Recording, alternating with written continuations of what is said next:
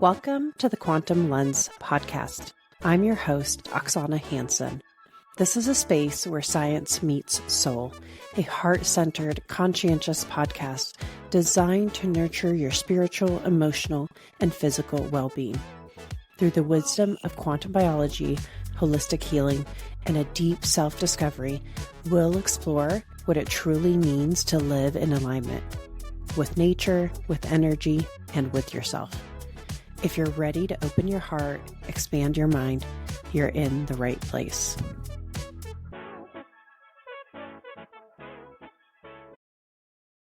Welcome to the Quantum Lens podcast. And today we have my dear friend, Carrie Bennett. And before I even let her say hi, I have to say that she was my biggest inspiration for getting into this field. She made me fall in love with quantum biology. And I feel so honored and so special that you're on the podcast today. Thanks so much for being here. That is the sweetest thing anyone said. I love that. Thank you. That's so sweet. Yeah, no, I'm so happy to be here, Oksana. I've just enjoyed all the time we've shared together. So thanks for having me. Absolutely. I'd love for you to share your story, how you got into, I guess, biology, quantum health. I'd love to just kind of start there and see where the conversation goes. Yeah, sure. Nowadays, it's so great because we have actual board certifications in applied quantum biology, right? It's so nice that there's a beautiful structured curriculum. But back in the day, I was just, 13 years ago now, my first child was born and I just wasn't feeling good at all, right? My digestion was awful. I couldn't digest anything. I had a horrible combination of chronic fatigue plus insomnia. I was in pain a lot. I felt puffy, just bloated. I just didn't feel good. And I didn't want to accept when people were just like, oh, you're a mom, so deal with it. And I also, at that time, was armed with a ton of tools that I thought, because I had a traditional education in molecular biology. After undergrad, I got a certification as a massage therapist. I had certifications in all sorts of different fitness modalities, posture, Pilates, all forms of strength training. And I had a master's degree in clinical nutrition. Out of all the tools that I had, nothing moved the needle for me. And at the time, I felt a little better, but by a little better, I meant maybe 5% better, 10% better. So noticeable, but I was doing a very restrictive diet. I was taking at least 10 supplements more in the morning, at lunchtime, and in the evening. And it just wasn't enough for me. And I thought to myself, I got to be missing something, right? There's a huge piece of the puzzle about human health that I'm missing. And I was up one night trying to figure out my health issues, and I was on my phone and I stumbled across a blog that mentioned the word circadian rhythm. And it's something I had never heard before. And I was shocked because I had a pretty, what I thought, comprehensive view of what health and human physiology was. And so that triggered me. I'm a curious skeptic. So that triggered in me this desire to deep dive into everything I could possibly learn about circadian rhythms. And then that led me into the discovery of light and our bodies. And that led me to Gerald Pollack's work and how light interacts with water, and Maewon Ho's work, and Emilio Noguchi, so many people that I'm so extremely grateful for. It led me now to what we call applied quantum biology. But basically, it was piecing together different things that I was unaware of and how our body operated through the lens of how light affects the body, how the water in our body works. And when I applied a couple of the strategies that I had learned about how to support my circadian rhythm or how to get different light exposures, it literally changed my life within days, compared to years of struggling. And it made a huge difference. And now I'm just grateful to be able to teach this stuff to other people and to share it in clinical practice, because it's been transformative for so many, including myself. And that's just a story we hear all the time. It's like, I'm eating right. So mainstream media is so focused on diet and exercise, and yet they're missing this huge link of our biology that is driven by light. Yeah, it's something no one thinks about right now. I mean, I think there's a small awareness that's happening because people talk a lot about screens, like the harmful effects of using screens, but people don't realize actually what that is. Or they'll hear blue light toxicity, but people don't actually realize what that is. And it absolutely is drastically affecting all of us. And not only is it about limiting what we maybe modifying our screen exposures or our phone exposures, but that's the tip of the iceberg. the huge part that's still underwater and not in people's awareness is how natural light and its changes throughout the course of a day and throughout the course of seasons, how that literally informs every aspect of human physiology. And that's what we have to learn how to connect to in order for the body to naturally, there's an innate healer, right? We've got innate wisdom inside the body. It needs the signals, the information in order to be able to turn that on and work with it. And I was not getting correct light signaling at all. I was waking up at 5 o'clock in the morning to get myself ready to go to, nurse my child, get myself ready because I worked and operated a fitness facility. So I'm getting there before the sunrise, turning on all the lights, fluorescent lighting, LED lighting, never going outside during the day. And if I did, I had sunglasses on. And same thing at night. Like I would come home and flip all the lights on. And then our family hangout activity, my husband, myself, and my kid, we would be just watching TV, or scrolling on the phone. No wonder my body didn't know when to go to sleep versus when to make energy. It was never giving my body the correct signals.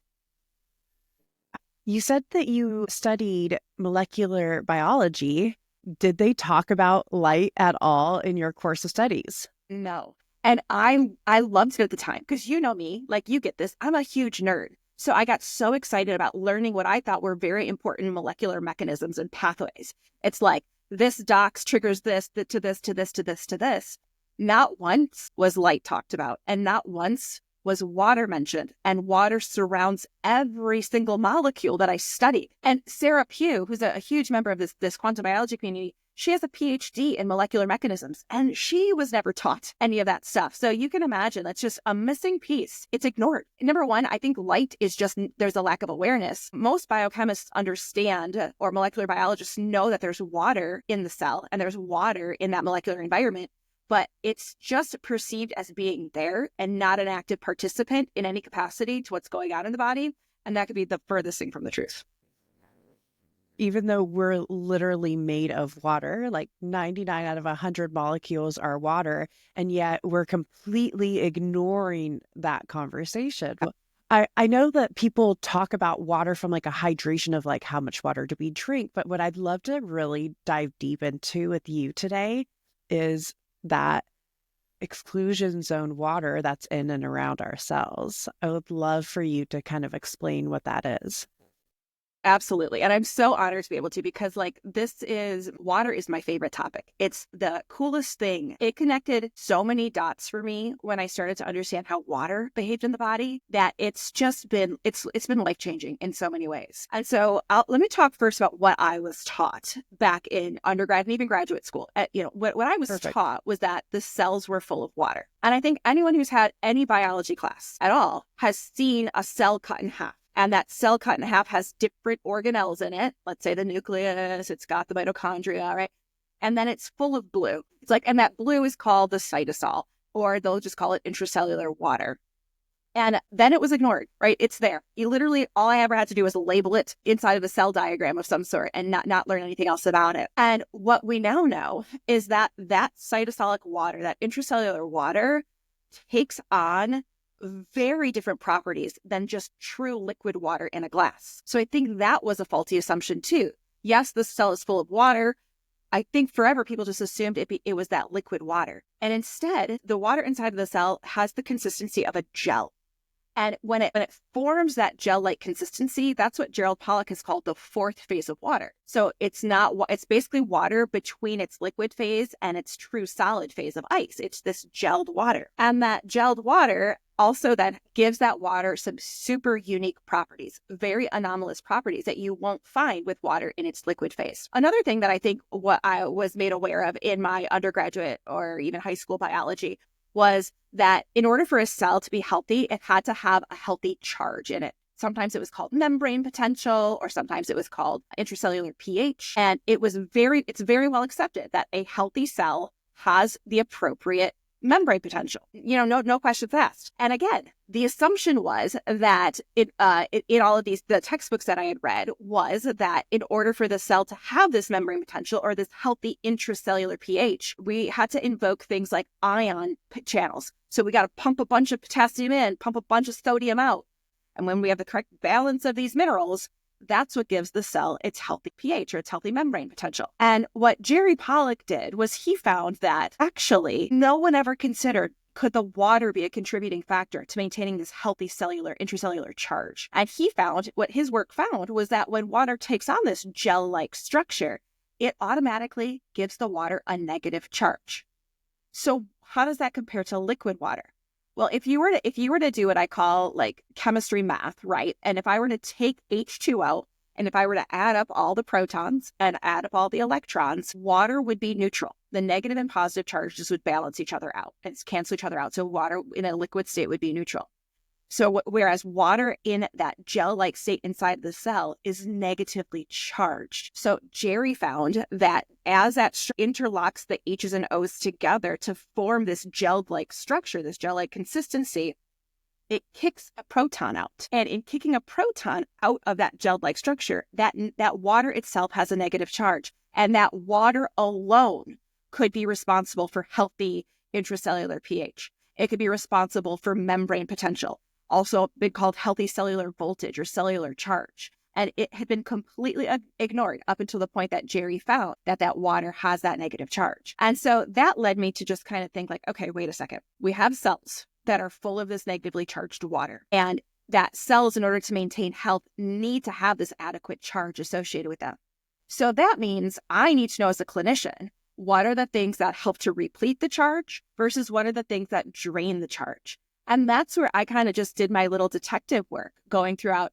And then I said, well, isn't it funny that mitochondria are a huge source of water? They're big water producers inside of the cells. They literally produce, they can produce a half a liter to a liter of water a day inside of the cells. And they recycle water. They're huge water recyclers. So it must mean that mitochondrial health can also impact our ability to have this healthy intracellular water and therefore maintain this charge. So that led me down the rabbit hole of, well, what are things that harm mitochondria? And let's see if in clinical practice, can we help to eliminate those versus what are things that support mitochondria? And especially water production in the mitochondria, which occurs at a certain step. And this just, fast forward to now, it's led to like this beautiful and really fun clinical toolkit to work with clients and teach practitioners to say, here's something that is basically, we're addressing something that is ubiquitous. No matter what cell you're talking about, we are supporting its health through the lens of, does it have adequate exclusion zone water? And when you do that, and I'm certain you've seen this, I've seen it as well, it's amazing how symptoms start to shrink and reduce drastically, because a cell that doesn't have adequate charge, adequate exclusion zone water, becomes dysfunctional. And depending on the organ in which that dysfunction is occurring, that's how symptoms start to express them. The cell won't be able to run all of its tasks. The organ won't be able to run all of its tasks. So it's going to get a certain diagnosis or classification of a disease. And in actuality, the underlying fundamental thing that's happening is a lack of exclusion zone water. So I'm going to ask a question that I was curious as soon as I heard you talking about exclusion zone water. How can I measure this, right? I want to measure my easy water, and then I'm going to do all the things you're going to tell me to do, and I want to measure it after. Yeah, sure. Okay. So number one, there are no real legit measurement. I mean, I'm going to say one in a second, but no, there's no way to really measure that, right? So that's where, as a clinician, I had to figure out what could be symptoms of low exclusion zone water. And I had to go based on a symptom profile. And then also, what are symptoms of mitochondrial dysfunction, and go on a symptom-based profile. And then when you start to realize that literally every symptom that anyone could have is associated with both mitochondrial dysfunction and lack of exclusion zone water, it made it pretty easy to realize that, okay, these are fundamental things that we're addressing here. The one thing that can be done to measure intracellular water, just as a generality, is getting something called a phase angle measurement, which can be done through bioelectrical impedance analysis. So if anyone has ever stepped on a scale with bare feet and that had electrodes on it, or essentially like little platform, and there's a microcurrent that went through the body, in conjunction with holding one in front of their body, you really need both, the one that goes through the arms and one that goes through the legs to get an accurate indication of this. You can get a measurement of something called your phase angle. And your phase angle is basically a measurement of how much intracellular to extracellular water you have, and it should, quote unquote, I'm not going to give ultimate values, because when you give people ultimate values, it's like they really want to. It's like, oh no, it's about where are you at right now, and how does it shift and change based on how you age versus your exposure. So I'm not going to give the value, but what I am going to say is, we're supposed to have more intracellular water in its structured form compared to the extracellular water in its more liquid form. And as people age, we know that the typical aging process results in the exact opposite. It flips. We're going to get way less intracellular water and a lot more of that extracellular liquid bulk water. And that is also associated with all forms of disease as well, or diseases of aging, if you will. And as soon as I post about that, people always be like, well, where can I buy it? Right. Exactly. And it's like, yes, it's important to drink good quality water. Like there's no doubt about that in my mind, but exclusion zone water naturally forms inside of the cell when the water inside of the cell comes into contact with the biological surface, right? Which are everywhere. We've got these cytoskeletal wires essentially that go through the cell. We've got organelles. We've got proteins and molecules. All of those will naturally, anytime water comes into contact with those, water naturally organizes itself into this gelled-like exclusion zone form. And so what we're looking to do is we want to maintain that.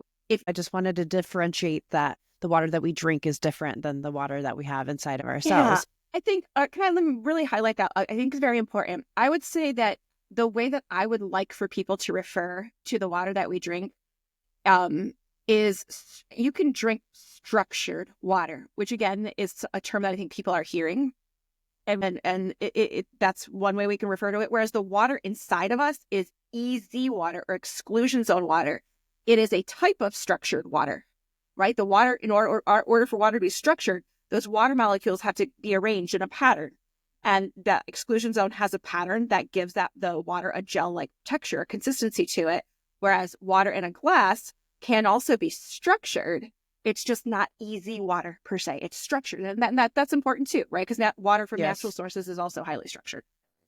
I'm so happy you clarified that, because you can refer to both of them as structured water. It can get a little confusing when you're having that conversation. You talk about how cells with the gel-like consistency are kind of like chia seeds, right? And how that creates this bounce, and you want the cells to kind of bounce off of each other where they don't clump together to cause like tumors. Well, yeah, part of this exclusion zone water, and the reason why chia seeds bounce away from each other is yes, that gel is part of it. So a chia seed is the perfect way to picture what's called this exclusion zone water. Because if you soak a chia seeds in water, you start to see this gel around each one. Try as you might to push two of those dark seeds together, you won't, because the gel is in the way. What gives those chia seeds that repelling force away from each other is the negative charge. This is a full of negative charge, and this negative charge repels, like two negatively ends of a magnet will always repel away from each other. And so cells are designed to have an appropriate charge inside them, and cells are different. Some cells have a higher need for this charge than others. But what you see then is these cells have this appropriate charge in relation to how much repelling they need in order for spacing purposes in a given organ system. And so that's absolutely essential. And interestingly, as a cell drains of exclusion zone water, it does get the signal to divide uncontrollably, which we could call cancer. If it's dividing uncontrollably, the cells are dividing uncontrollably and do not have that charge, they're going to clump together and they ultimately can form tumors. Awesome. So let's talk about how do we maintain the exclusion zone water that we currently have, and then we can kind of dive into what we could do to make more. Sure. So the coolest part of Jerry's work was when in a lab setting, actually, he's done a lot of cool work. Sorry, Jerry, you've done a lot of cool work. But one of the coolest things that I first read about was when he had one of his lab students, and he had been a really cool lab supervisor because he really lets his students think outside of the box and experiment. And what about this? What if we try that? And one of the lab students, I think, was just playing around. And at the time, these are incandescent bulbs, which we don't have these days. And the student shown the incandescent bulb on where they were studying this exclusion zone. And where they study how they study this exclusion zone in the lab is they take a sheet of film, essentially called Nafion, that mimics our biological surfaces. And they put it in a petri dish. And then they take a glass of liquid water and they put tiny little microspheres into it. And so it almost looks like tiny little chia seeds, but tiny little microspheres into it. And they swirl it around, stir it up, and then they pour that into the petri dish. And what you'll see form is you'll see the biological surface. Then you'll see clear space where there's no spheres. And then you'll start to see the water with the spheres. And that clear space is what Jerry called the exclusion zone. He called it the exclusion zone because literally it excluded those microspheres, or EZ for short.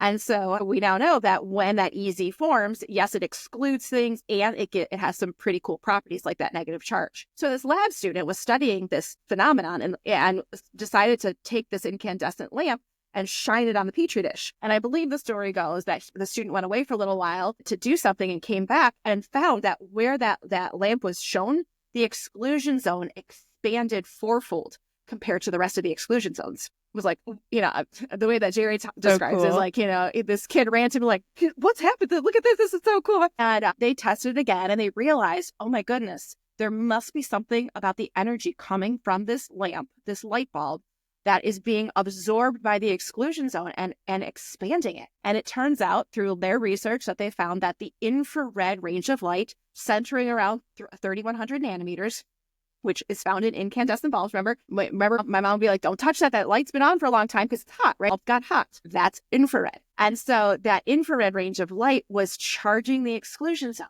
So how does this translate? And again, I love Jerry because of his research. And then I get to be the clinician brain of, okay, well, if it expanded the exclusion zone and if cells are lacking exclusion zone water and lacking charge and they start to become dysfunctional, can we apply infrared, all sources of infrared, and see health benefits, improved health outcomes? And it turns out clinically, you absolutely can. And so natural light, whether it's cloudy or foggy or sunny, natural light has at least 40% of its spectrum in that infrared range. So simply being outside and especially getting that light on the skin, you're going to expand the exclusion zone water. Saunas. There's beautiful research, long-term studies, especially in the Scandinavian countries, where sauna therapy has been around for quite some time and is very common, where they've shown things like, in this subset of the population, which is at higher risk for something like cardiovascular mortality, for example, they studied, I believe, the age range of men in the age range of 50 to 70 and followed them for 20 years. Those men who saunaed more than 4 times a week had a reduction of cardiovascular mortality by 50% and a reduction of all-cause mortality by 40%. Honestly, if that could get bottled as a pharmaceutical, that would be a $250 medication. But so for me, I'm thinking, oh gosh, and I'm like looking at all these things as well. Exercise allows the body to generate more infrared. Okay, maybe that's why exercise can be beneficial. We're expanding our exclusion zone. Well, what about red light therapy? Well, red light therapy helps the mitochondria make more water. So could that be a means of expanding the exclusion zone? And all of these unique modalities that are seemingly different all center in on expanding or maintaining exclusion zone water levels. Fun as the clinician to be like, okay, you might be in the middle of winter right now and not have access to a sauna. So you don't want to go outside to get your infrared. There's not a ton available. Sauna's not accessible to you. Let's see, can we get the same effect from hot baths or hot yes. showers? And you can. You absolutely can. And so, infrared exposure is one of the main things you can do to support exclusion zone water levels. And interestingly, pretty early on in the research, Jerry's research, he also alluded to earthing and grounding being a way to expand exclusion zone water.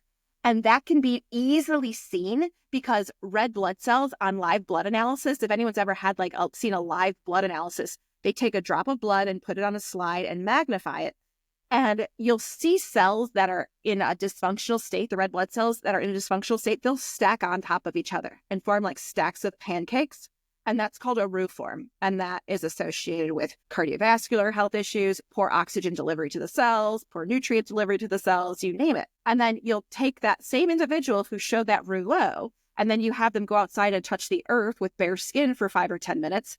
And then they come back in and you analyze another drop of blood. And now there's no more stacks. They're all like these beautiful individual rafts of blood cells, like they're designed to be, to carry nutrients to the cells. So what happened was that the cells that could stack together lost this halo of exclusion zone water around it, this negative charge that in that instance, it's called your zeta potential of your red blood cell. And when you reestablish that halo of negative charge, in the same way that the cells won't clump together because negative charges repel, the red blood cells are repelling away from each other as well. So again, yes, absolutely, earthing and grounding. So what are the things that, and I see it in clinical practice, people feel and notice a benefit from earthing and grounding. And so for me, it all comes down to, are we maintaining adequate exclusion zone water levels? And those are 2 simple things we can do. We can earth or ground regularly, I have a nice grounding mat here indoors, and I go outside. I'm barefoot outside all summer long, or in grounding shoes. You can't catch me, disconnecting my feet from the earth. And then using infrared sources in the winter, whether it's sunlight outside in the summer, a sauna in the winter, hot baths, you name it. And interestingly, bathing and showering, at least in countries where the building code requires those pipes to be earthed and grounded. So you literally can get a 2-for-1 when you're bathing. You can get the heat and you can be connected to Earth's energy and build that charge and exclusion zone water that way as well. So it's just cool. So when my daughter takes like an hour shower, I should just let her do it because clearly she's just loving all the benefits of it. Yeah, no, totally. For me, I used to think that I craved the hot baths just because I was cold. But as I've been doing this more, I don't get cold in the same way because I've cold adapted. But I still crave baths. And I think it's just because I don't have as many opportunities for earthing and grounding in the same way as I do in the summer. And so for me, it's just, if I'm really craving a bath, it absolutely to me is an indication, okay, this is my grounding time. And I tell my husband that and stuff. It's like, I'm going to read for an hour in the bath. And I have to say, like, I'm just going to give like a shameless plug. We don't get paid on this, but Intuitive Physician has this beautiful grounding mat that we sleep on. And it has made the biggest difference in our sleep. And my husband, when he travels, he's like, it's back to my grounding mat. So we've, bought one for him that he now keeps in his backpack that he travels with. Especially when you're like going to cities, right? And we could talk about that next, what kind of drains your exclusion zone water. But that's just one small token that you can do when you're traveling. And especially at home too, is if you get something like really beautiful, like this organic, silver and cotton mat that Intuitive Physician makes. And like, imagine just being grounded all night while you sleep. It's just what a huge difference that we have personally felt like in our lives.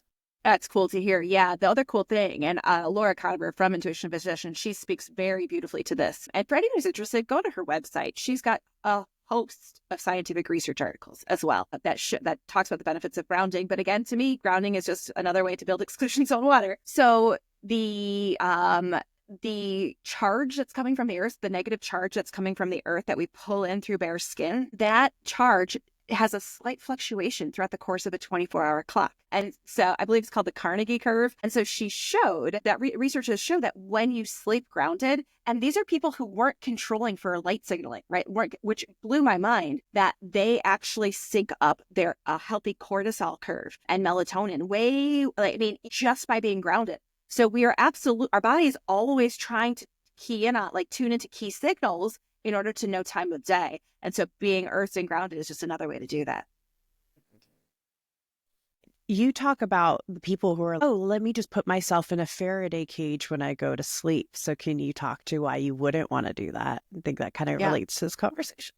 Yeah, I wouldn't, because we're designed to be connected to key signals. And when you put yourself in a Faraday cage, you can separate yourself. Yes, you're blocking the non-native EMFs, but you're also potentially separating yourself from really, really key signals. The aha moment for me was when I was reading some of Valerie Hunt's research. She's written things like The Infinite Mind. She studied consciousness, but she was also just studying the effects on different frequencies on human health and physiology. And she took these really young, robust, healthy college students and had them sit in a Faraday cage and she was going to monitor them. I think she was designed to monitor them for weeks. They had enough to give them food and just let them do their work and stuff. And within hours, they stopped losing mental function. They stopped just energy. They stopped being able to use their legs and their muscles. And she was just like, oh my gosh, we got to end this experiment early. What is going on here? And it turns out that when she put them in a Faraday cage, she separated them from the Schumann resonance.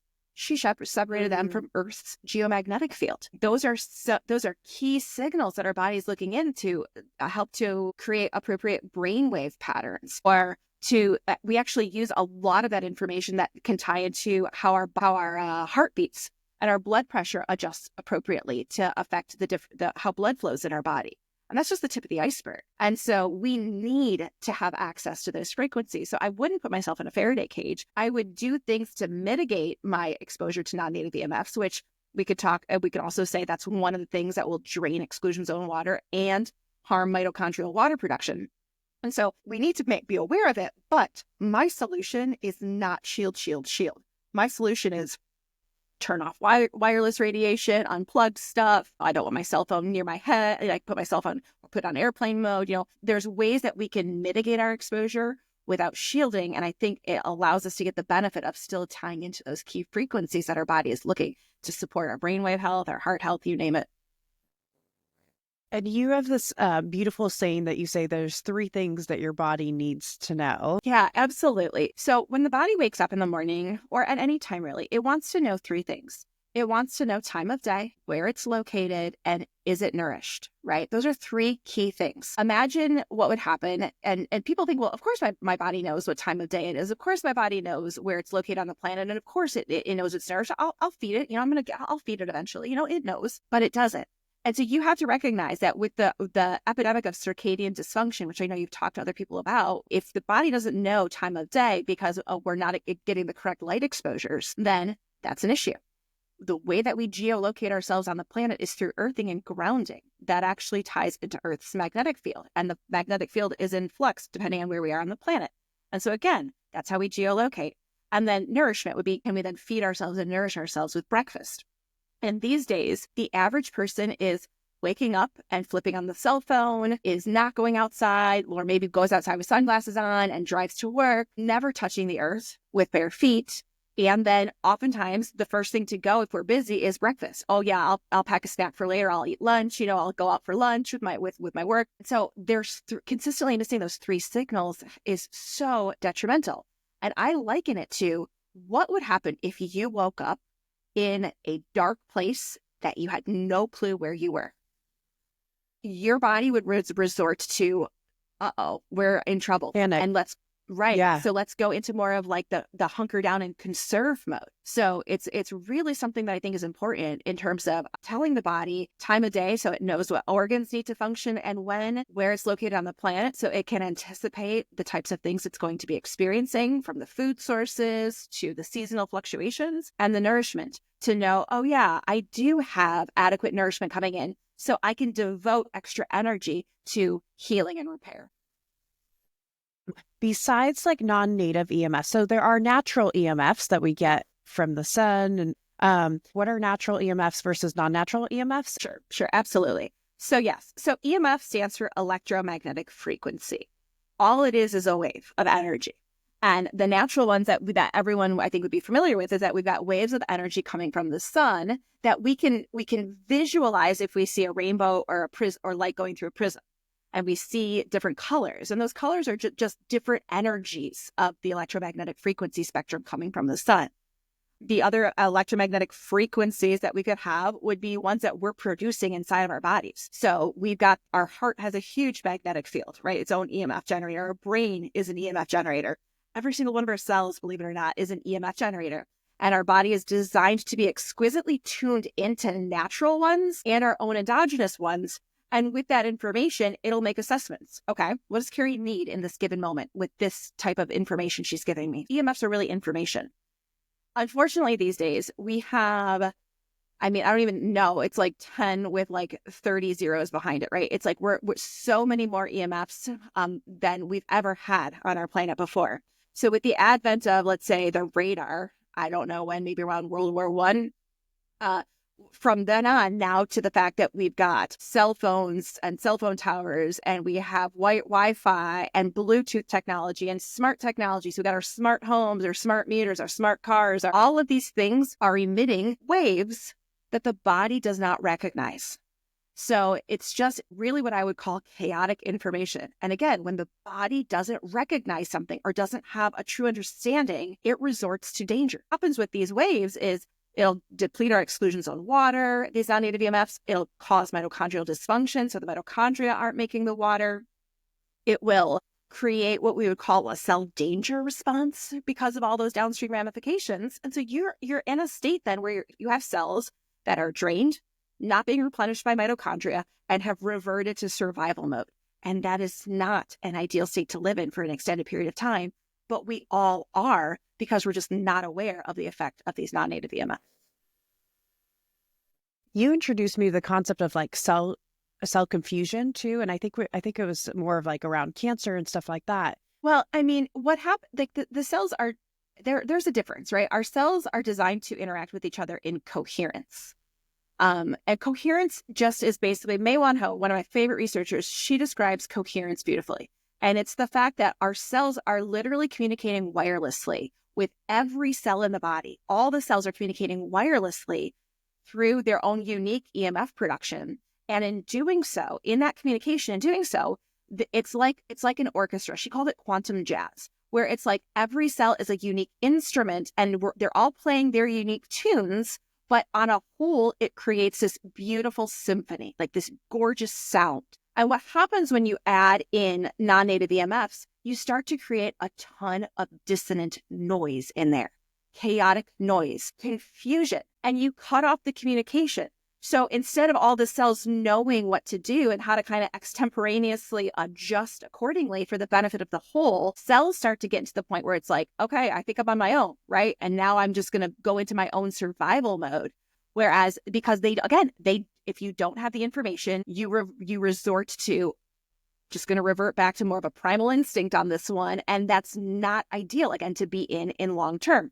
But think about it in terms of cancer metabolism. And a more ancient form of metabolism is called glycolysis, a glycolytic metabolism, where you take the mitochondria out of it. And that's one of the reversions that you see happening in cancer cells, right? So you start to see how this confusion, this chaos that's being generated can basically cause cells to try to support themselves given the confusion, given the chaos. But ultimately, again, over time, not nice things.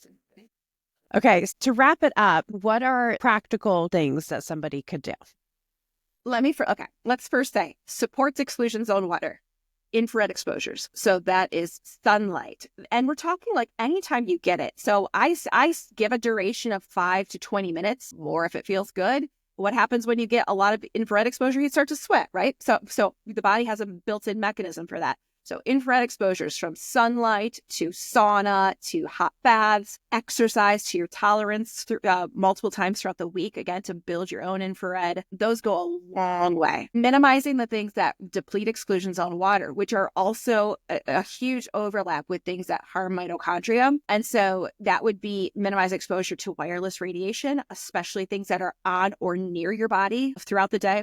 Minimize exposure to glyphosate, which will drain exclusion zone water and is mitochondrial toxin. Heavy metals drain water, mitochondrial toxin. And then there are certain classes of medications like fluoroquinolone antibiotics, which can be very harmful to mitochondria. So be aware of some key exposures there. And then lastly, artificial blue light will both deplete exclusion zone water and will jam up mitochondria and their ability to make water in the first place. So if you're aware to say, okay, I'm going to eat a mostly, sustainably raised or sustainably grown, regeneratively grown produce or certified organic if you can find it, but not all small farms can do that. So I don't always like to say certified organic, but essentially stuff grown without glyphosate. If you could be aware of your personal care products, your heavy metal exposures, so filtering your fluoride's another huge one that harms both of those. So if you can be aware of your toxin exposures and do the best you can there, and then support yourself with the infrared exposures, the earthing and grounding, can go a long way. And I would have thought it was too good to be true, but I experienced it myself, right? Within days, I started to feel like so much better. And now I feel like I'm thriving. I can honestly wake up every morning and be like, I'm feeling way better now than I did 13 years ago when, and even 10 years ago and 5 years ago. I mean, I'm just feeling better and better and better. And so it's fun. And it's also fun to see that time and time again in clinical practice where people come to you and they're like, yeah, I thought I would never have energy again. I tried everything under the sun except the sun. And, now I realize like, well, what a huge missing piece was. And so it's cool. It's cool to be able to share this information. Yeah. And I love the kind of concept of like, balance is just do the best that you can right now. As we bring things into our awareness, it's really easy to get overwhelmed. I love just do one thing at a time. Do it in your own pace because that's even better than doing nothing and staying stagnant. Yeah, that's exactly it. And what I tell my private community over and over again, I think it's an important message, is fear is worse than any other thing that you can encounter. Fear is worse than non-native EMFs. Fear is worse than glyphosate. Fear. The body cannot heal in a constant state of fear. So if the media you're consuming or even the podcasts you're trying to listen to support your health, if it's causing you fear, you got to put that down and you got to find something that you resonate with. So let's say there's one little thing in this that resonates with you. Let's say you think, well, gosh, when I was a kid, my grandparents had a sauna and I really liked going in the sauna. Maybe I'll find a sauna and see how, then go in that route, find what resonates with you, and then just be a keen observer of your body, because our body will tell us what it needs if we trust it.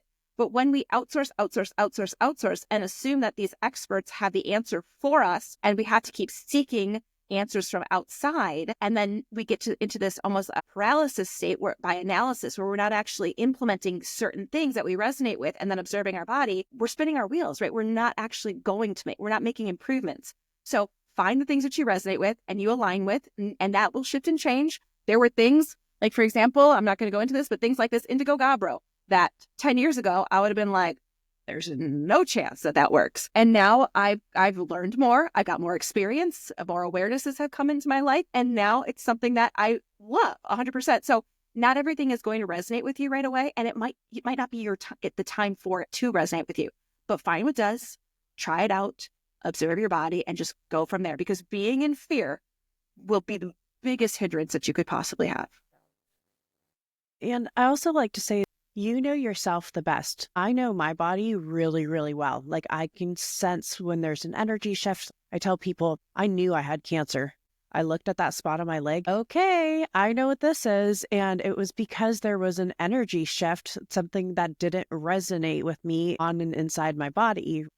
You also have to kind of listen to your intuition and your own guidance, because your body has all the information. Like we could give you tools and skills and things to look at and do, but ultimately, like, you're your best doctor. You're your own best advocate. Yeah, absolutely. And I think part of what I'm like a unexpected result of me implementing the strategies that I teach and then other people implementing these strategies is we go outside, we earth, we ground, we connect to natural light, we connect to nature more. And there's this shift to becoming more intuitive, or to actually maybe finally hearing or trusting that intuition. And time again, I hear people say, oh, well, I think my body is asking for. And it's like, yes, great. You heard that. So now explore that a little bit more. Whereas before it's all, as people are starting off, it's like, what do you think, Carrie? What do I have to do? What do I have to do? What do I have to do? And I'm very careful. I'm cautious in my language of, well, it's not a you should, you need, you must. It's like have you tried? Have you thought about this? Because your body is giving you information. The information is already there. We just have to tap into it. And by connecting with nature, I think it strengthens the trust in that intuition, or maybe we start to hear that inner voice a little more strongly and trust it. And people naturally start to guide themselves the exact direction that their body needs to go. So it's such a cool thing. It's an unexpected thing that I've felt in my own life, but also seen in my community as well. And what a great segue into talking about our return to nature 2025 retreat. Gosh, I'm so excited for that. I'm so excited. Yeah, so let's tell the backstory, right? Because you and I met because you were kind of driving through, basically, you were in Michigan driving through where I live. And it was like, well, can we meet? I'm like, yes, I want to meet. And so we sat at a little coffee shop and just chatted. And you get this vibe of like, actually, probably at the time, I don't think at the time I'd gone to any of my in-person, I hadn't been to an in-person event in quite some time. You hadn't met anybody, I don't think. Right. I think you're the first person. And it just was just like, oh my gosh, while it is so cool to talk to you like this, it is a whole nother level to connect with people in person. And I just felt this instant like, oh my gosh, this just feels so good and so rewarding. And basically fast forward, you and I decided to host a retreat building off of that energy, basically, right? I'm so excited. And I know that the people that are in our field, they're just some of the best, most down to earth, amazing, intelligent people that have great energy. And I'm so looking forward to this event, just to be in the presence of all these brilliant minds and just connecting like on a soul level and energy level with other people that we might have known for years or followed, and now we get to meet them in person. I'm just so excited. Yeah, I know. It's like I feel like I'm hosting this, but like selfishly, I'm hosting this for other people, right? Because I want tons of people to come, but like selfishly, I'm like, this is going to be so flippin' cool to have all of these just amazing people in one place, sharing energy, sharing knowledge, sharing their love of nature. And you've found, I give you the credit on this, you found the most beautiful location, which is like this reclaimed rock quarry where we can actually have circadian friendly lectures and experiential stuff. And I'm just so excited. I think it's going to be such an amazing venue, amazing people. The information that the speakers are going to share is going to be next level. But as you and I have said, it's the information in the lectures themselves is cool. The conversations behind the scenes are like the little breaks that you have to get water and like just to chat. That is where it starts to become just like next level mind blowing. And so I'm just so excited for the whole experience. I cannot wait.